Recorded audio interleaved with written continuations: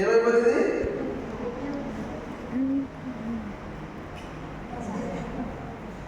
దేవుడికి దూరం అయ్యి లోకంలో పడిపోయి పాపం చేస్తే ఎలా ఉంటుంది జీవితం? పరిశుద్ధమైన జీవితం ఎలా మునిగిపోతుంది జీవితం. ఈ వ్యక్తి తన స్నేహితుడి దగ్గరికి వెళ్ళి సహవాసం చేస్తే వాడు కూడా ఏమైపోతాడు?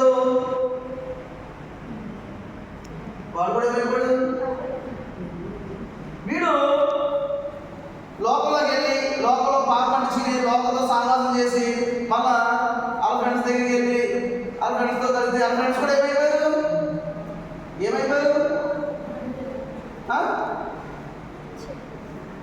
లోకంలోకి వెళ్ళి పాపం చేసి మళ్ళా మంచిగా ఉన్న తన స్నేహితుల దగ్గరికి వెళ్ళి, అయితే ఈ వ్యక్తికి సమాధానం లేదు, సంతోషం లేదు, నెమ్మది లేదు. జీవితం అంటే వెనక్కి పుట్టేసింది. ఎక్కడికి వెళ్ళినా ప్రయోజనం లేదు, ఏం చేసినా ప్రయోజనం లేదు. జీవితం అంటే అసహ్యం పుట్టేసింది. ఎందుకని? పాపం చేశాడు, ఇష్టానుసారంగా బ్రతుకుతాడు, ఇష్టానుసారంగా తిరిగాడు, జీవితం అంతా కూడా ఒప్పు చేసుకున్నాడు. వీడని మనశ్శాంతి ఉందా? మనశ్శాంతి లేదు, నెమ్మది లేదు. అయితే ఒక రోజున ఒక వ్యక్తి ఈ వ్యక్తికి చెప్పాడు, ఏమనంటే, యేసు ప్రభువు నమ్ముకుంటే మన పాపాలన్నీ పోతాయి, యేసు ప్రభువు నమ్ముకుంటే మన జీవితం మారుతుంది, యేసు ప్రభువు నమ్ముకుంటే మన ఇంట్లో మన జీవితంలో సంతోషం సమాధానం వస్తాయి, మన జీవితం పవిత్రపరచబడి హ్యాపీగా ఉంటాం అని చెప్తే ముందు నమ్మలేదు. కానీ తర్వాత ఏమన్నాడంటే, సర్లే ఇది చూద్దాం అనుకున్నాడు. అందుకని ఒకరోజు దేవుడి మందిరానికి వెళ్ళాడు. దేవుడి మందిరానికి వెళ్ళి వాక్యాన్ని ప్రార్థన చేసుకోవడం మొదలుపెట్టాడు. ఒకసారి ఎక్కడ?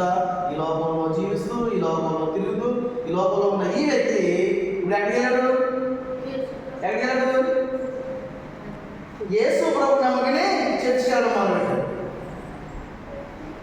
ఏమని జీవితం?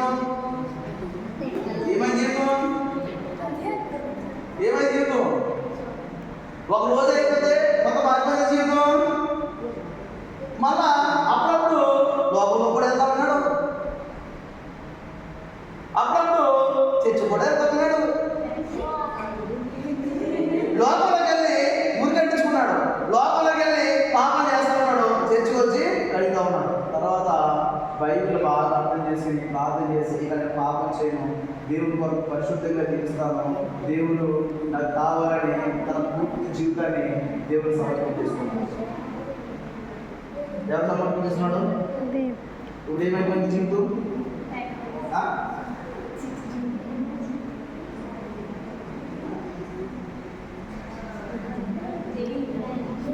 ఇప్పుడు మళ్ళా ఏమైపోయింది?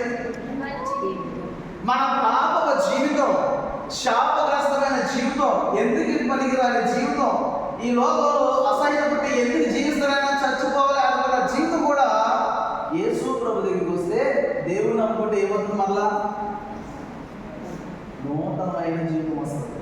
ఏమా సార్వి శాంతి ఇది ఎక్కడ విను సరేనా?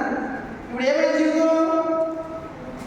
సరే, తన పాపాలని కడుక్కున్నాడు, రోజు దేవుడి మందిరానికి వెళ్తూ ప్రార్థన చేసుకుంటూ బైబిల్ చదువుతూ చక్కగా ఉన్నవాడు. మరి ఆ స్నేహితులు ఉన్నారు కదా, వాళ్ళు కూడా చెప్పాలి కదా, రే నేను దేవుడిని నమ్ముకున్నాను, నా జీవితం మారిందిరా, మీరు కూడా దేవుడి సన్నిధికి వస్తే మీ జీవితాలు కూడా మారుతారని వీడికి చెప్పాడు. ఆ జీవితం ఏమైపోయింది? ఆ జీవితం మారిపోయింది. ఆడు దేవుడు నమ్ముకున్నాడు, దేవుడి సన్నిధికి వచ్చి పాపాలన్నీ విడిచిపెట్టాడు. వాడి జీవితం కూడా ఏమైపోయింది? మొత్తం మారింది. వీడు వీడు వీడు వీడు శుభ్రంగా ఇద్దరు కలిసి సహవాసం చేసుకుంటూ, చర్చికి వెళ్తూ, ప్రార్థన చేసుకుంటూ, బైబిల్ చదువుతూ లోకంలో అందరికీ సువార్త చెప్పడం మొదలుపెట్టారు. లోకంలోకి వచ్చి సువార్త చెప్పడం మొదలుపెట్టారు. లోకం కూడా అర్థమైనా? లోకంలో పడిపోతే పాపం చేస్తే జీవితం ఎందుకు పనికి రాకుండా అయిపోతుంది. కానీ యేసు ప్రభు దగ్గరికి పోతే జీవితం ఏమవుతుంది? పాపాలన్నీ కడిగి